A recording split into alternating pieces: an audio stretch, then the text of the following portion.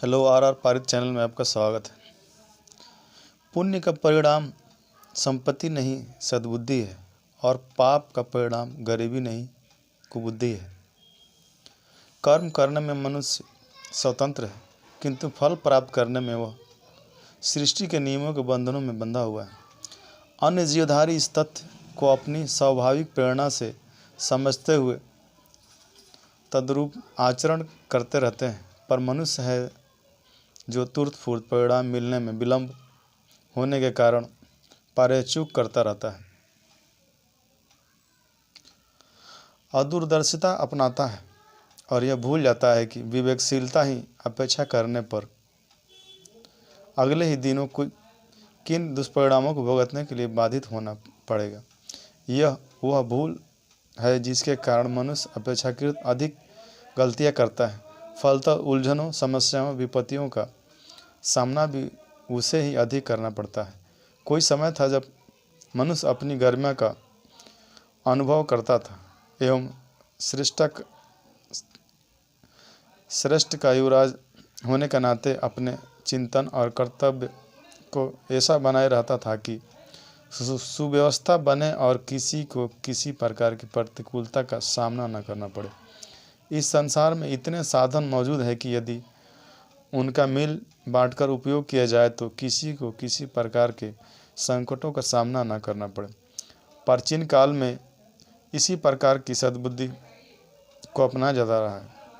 कोई कदम उठाने से पहले यह सोच लिया जाता था कि उसकी आज या कल परसों या क्या परिणाम हो सकते हैं।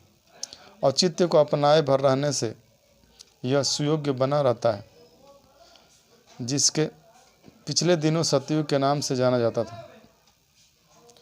सन्मार्ग का राजपथ छोड़कर उतावले लोग लंबी छलांग लगाते और कटीली झाड़ियों में भटकते हैं। स्वार्थ आपस में टकराते हैं और अनेकानेक समस्याएं पैदा होती है। दूरगामी परिणामों पर विचार न करके जिन्हें तत्कालिक लाभ ही सब कुछ लगता है, वे चिड़ियों मछलियों की तरह जाल में फंसते और चाशनी पर आंखें बंद करके टूट पड़ने वाली मक्खी की तरह पंख फंसाकर बेमौत मरते हैं। दुर्बुद्धि का यही कुचक्र जब असाधारण गति से तीव्र हो जाता है, तब उलझनें भी ऐसी ही खड़ी होती है कि जन जन को विपत्तियों के दलदल का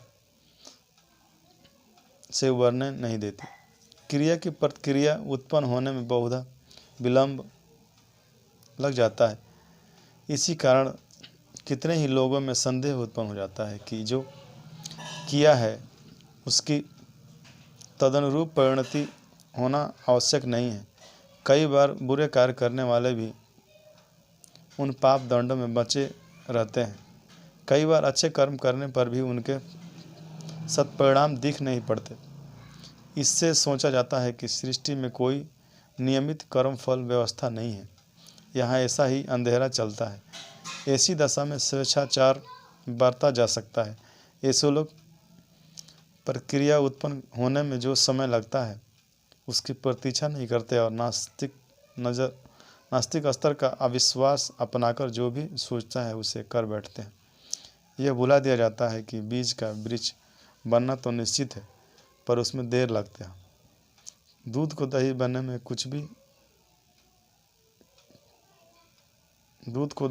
में कुछ समय तो लगता ही है।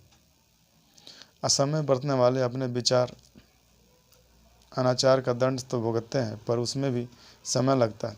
नशेबाज का स्वास्थ्य बिगड़ता और जीवन काल घटता जाता है, पर वह सब कुछ तुरंत ही दिख नहीं पड़ता। आज के लिए इतना ही। धन्यवाद।